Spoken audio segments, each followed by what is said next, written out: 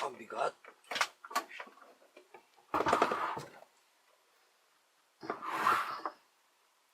Tanggalin muna natin to.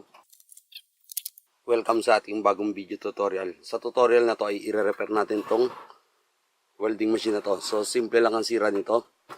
Nung nakaraan, hiniram ko to kasi may kailangan kaming weldingin. Tapos, ang problema dito, ayaw mag-on. So sira yung switch niya, mapapansin nyo. Madulas siya. Kaya bumili ako ng bagong switch para palitan lang siya. So simpleng sira lang. Pero ito ay direkta ko na nung ginamit ko. Kaya pag saksak natin to ngayon, saksak natin. Yan, marinig natin yung kanyang ugong. Nakarekta na siya. Kaya papalitan ko lang to ng switch. So simpleng sira lang. Pero duda ako sa switch nito kasi 16 ampere naman ang rating niya kung makikita natin. Nakasulat yan dyan. Tapos, ang problema, kung yung original na switch na design ng Yamada ay hindi nagtagal. O tumagal din naman. So matagal bago nasira. Pwedeng mas madali itong masira. So ito yung may lamp. Sinabi ko lang sa bilihan, yung switch ng video okay. Okay. So kakabit natin to. Tapos sisiguraduhin natin hindi na masisira ulit. Ito nga palang welding machine na to ay hindi inverter o yung old school pa, yung may transformer pa, kaya ang lakas na umugong. Kaya ito ay malakas sa kuryente, malakas ang amperahe, malakas masira ng switch. Pero maliit lang siya, ito ay 200 ampere lang. Ngayon, buksan muna natin.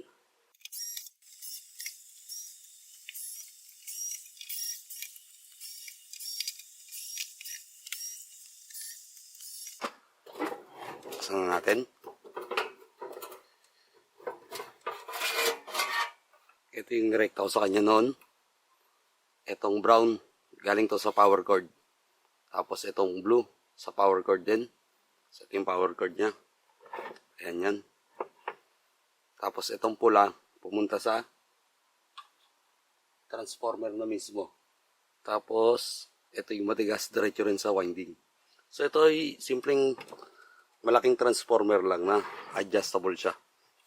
Na-adjust yung iron core niya sa gitna, kaya lumalakas yung amperahe. Okay. Ito yung switch. Yan, pandalawang wiring di ako nabalik. Ito ay okay. Kasama pala yun ng itong indicator lamp niya sa harapan. Ito.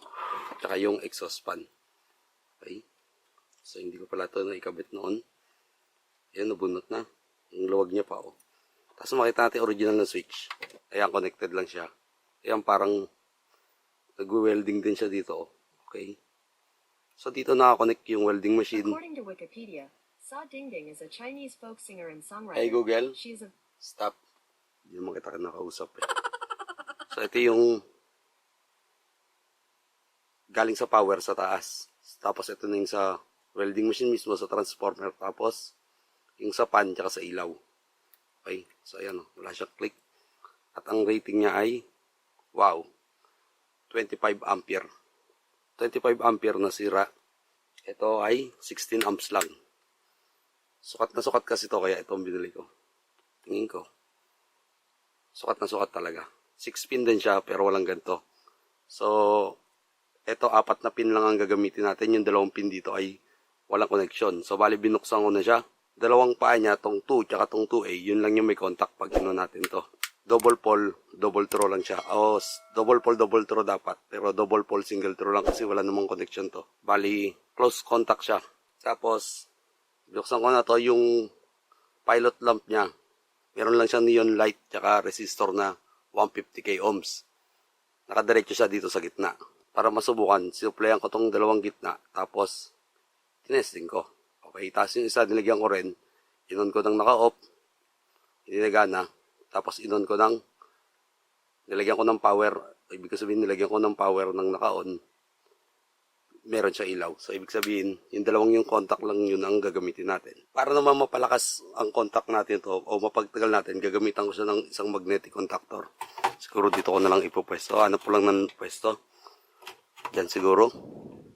Huwag natin lalapit ng sarad kasi nagiinit yan. So, meron pa naman pwesto. So, dito siguro pwede na. In-adjust natin yung iron core. Basta siguraduhin lang natin hindi siya tatamaan o mas maluwag sa kabila.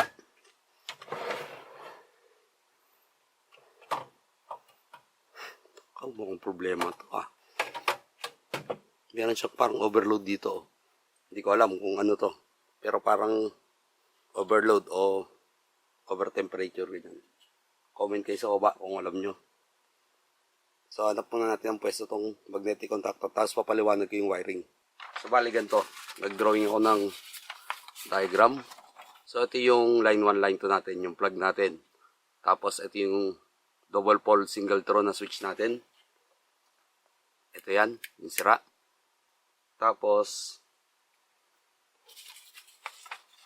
ito yung temperature thermal overload o TO na lang nilagay ko o bimetallic switch natin o thermostat switch natin kung anong tawag natin yung overload, over temperature.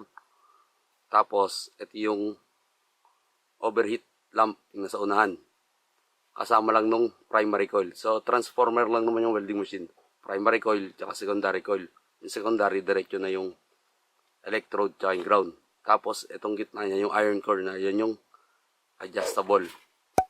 Tapos, wala dito yung exhaust fan. Ang exhaust fan niya, nandito lang. Nandito. Nandito lang siya. So, ibig sabihin, pag nag-trip tong overtemp na to, mawawala yung ilaw, tsaka yung primary, pero yung fan nakasindi pa rin. Okay? Yun ang pagkakaintindi ko sa circuit niya. Tapos, nakahanap na ako ng pwesto ng magnetic contactor. So, dito ko sana lalagay, kaso masikip. Kaya, dito ko na lang ilalagay. Kasi ito, itong gitna na to, siya yung nagalaw. So, dyan pa pumapasok yung isa nating problema sa gantong welding machine. Pag nilalaksan natin yung amperahe, umaangat yung core na yan. Kaya naangat, kung napapansin nyo. Ang problema itong welding machine to, pag niluwagan ko, dapat babalik. So, siya hindi nabalik. Naangat tong pihitan. Ayun, naangat siya. Hindi nabalik yun. So, sa pag-i-inspect ko, ako kung nakikita sa camera, may tama to. So, itong plastic na to, parang meron siyang cap na nabasag na. Siya yung kumukontra para ibalik doon pag pinipihit. Kasi pag sinisikipan, ito sa labas ang buwabangga para ilahin yun. Dapat pag nilulugan to, dapat buwabangga yun para i-atras to. So, yun ang problema nitong welding machine na to. So, kailangan tong palitan. Pero sa ngayon, madali lang naman gawan to ng paraan.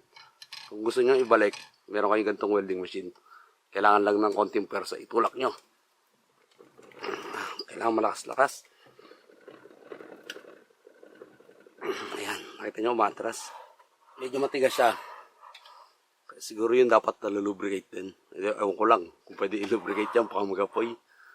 So comment kayo sa baba kung sa mga nakapagpalit na ito, kung napapalitan no, ganito lang din talaga. Tiyaga. Pero siguro to mas maganda kung bakal. Tataka ako paano ito nailagay dito. Ayun. Nung nilinis ko siya, kung napansin nyo, nilinis ko na. Yan ako nakitang bakal, tinapong ko. Dito to siguro. Okay. Oo nga. Doon nga siya. Ayun. Yung pala ang kulang. So ayos na siya ngayon.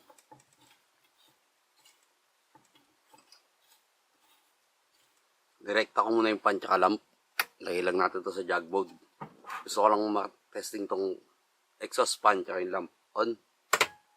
On na. Ilaw din yung lamp.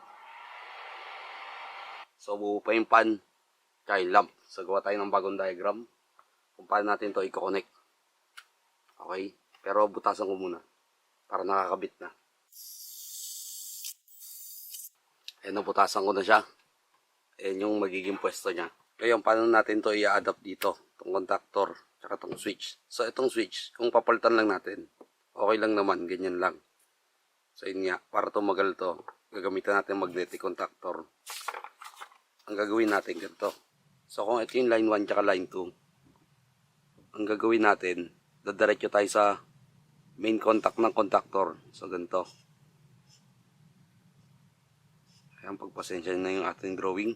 So, ito yung main contact na normally open. Ito yan.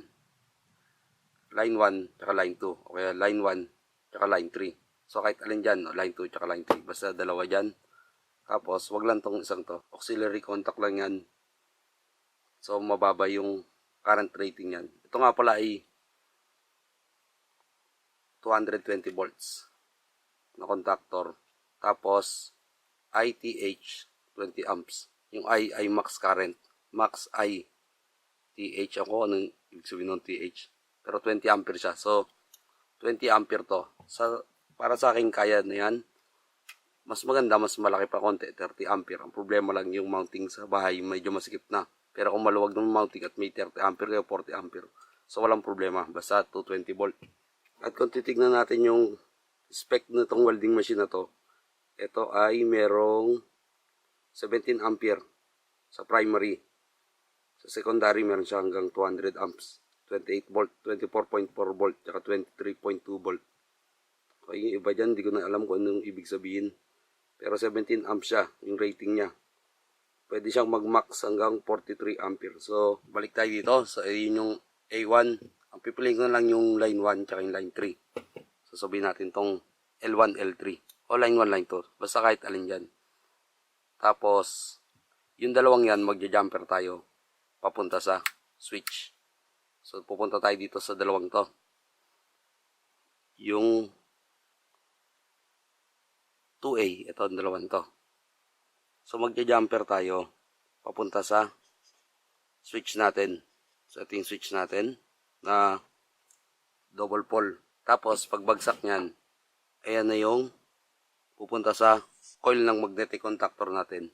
Yung coil yun yung A1 tsaka A2. Ito yan. Ito tsaka ito. Kahit magkabaligtad, walang problema. Okay? Tapos, itong dalawang to, pupunta na sa original na circuit. Dito. Tsaka dito. Okay? Ganyan na yan. So, yung original na circuit pa rin. Ang mangyayari lang, ang magdadala lang ng amperahe, imbis na yung switch, ay yung contact ng magnetic contactor. Itong dalawang to ay T1. T1 tsaka T2. So, kung line 1 ang gagamitin natin, line 2 to. Okay, kung line 1 yan, line 2, sorry, T2. Kung line 2 to, T2 to. Pero kung L3 gagamitin natin, okay lang.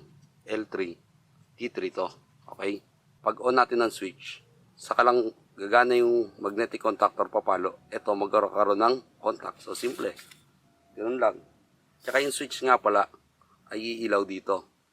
So, yung ilaw niya konektado sa gitna. Kaya mahalaga na dito natin ilalagay sa isa yung live.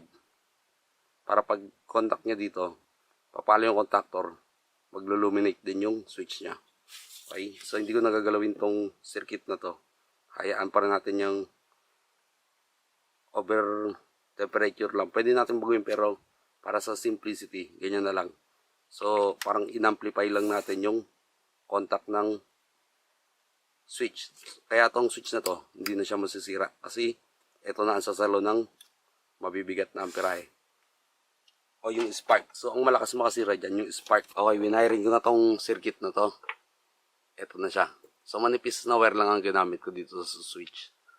Kasi, ang dadalhin lang naman ito, yung ilaw nito, tsaka yung coil ng contactor. Okay? Built-in yung ilaw, tsaka yung coil ng contactor.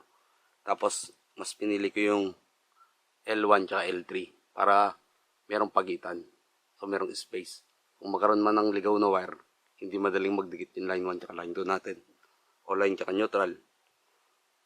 So, ganyan lang siya kasimple. Dito na pupunta yung dating circuit sa T1 tsaka sa T3. So, pag inon ko to, dapat to ilaw tsaka papalo to. Kaya meron na yung power. Pag pindot ko to, pumalo yung contactor, nagkaroon siya ng ilaw. Kita ba? Off natin. On ulit. Merong ilaw, mahina lang. Off. On.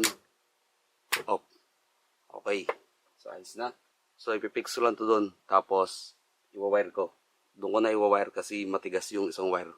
12 seconds later. Ayan, tapos na. Naibalik ko na lahat ng wiring. So, cover na lang ang kulang nito. Pero bago coveran, testingin muna natin. So, ayan lang yung original wiring. Binago ko lang dioktungan ko. Nilagyan ko ng mga shrinkable tsaka konting cable management kasi may moving part to. So, mas maganda may shrinkable tube to. Wala akong shrinkable tube na. Testing na natin. Naka-off yan. Hindi pa nakasaksak. On natin. Ayan, nagana na siya. Ang lakas umugong talaga itong lubong welding machine. Transformer type pa. Isa pa. Nailaw yun. Nailaw din to. Patayin na natin at maingay. So, yun.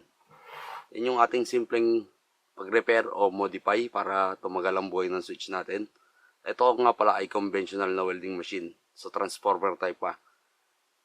Kung sa inverter ang welding machine nyo, sa tingin ko hindi naman kailangan ng contactor kasi electronic na yun. Pero kung palagi pa rin kayo nasisiraan ng switch, pwede naman kung trip nyo, lagyan ng contactor kung meron nagkalat dyan o kung kasya sa kanya. Sa tingin ko, pwede naman. Wala namang masama doon. Wala namang epekto yun. Kundi, dagdag lang ng konting kuryente. Mga 3 watts lang yan, 2 watts. Ganyan. Tsaka kung bibili kayo ng welding machine, sa tingin ko, mas maganda ng inverter type. So, magaang na. Tsaka, magaang talaga siya. Kumpara dito, ito napakabigat. Ito naman kasi heavy duty. Tsaka, nung nabili to, hindi pa panahon ng inverter welding machine. Nga pala, ito ay hindi lang applicable naman dito sa welding machine. So, kung meron kayong mga high power appliances na kusang bumibigay ng bumibigay, pwede nyong gamitin yung ganitong technique. So, parang amplification lang naman to. Yung switch, dati sa kanya nadaan. Pag ino natin, dadaan sa kanya yung power ng welding machine. Ngayon, hindi na dadaan sa kanya, pero ganun pa rin yung purpose niya. Same purpose, pero lumaki yung contact rating niya. O tumibay. O tumigas. Ganyan yung principle ng motor control. Okay? So, yun lang. Maraming salamat sa panonood at sana may natutunan kayo sa video na to. Kung nagustuhan nyo tong video na to, pakihit ang like button at subscribe kayo sa ating channel kung hindi pa kayo nakasubscribe. Maraming salamat. Comment kayo sa baba kung meron kayong tanong at pipilitin nating sagutin.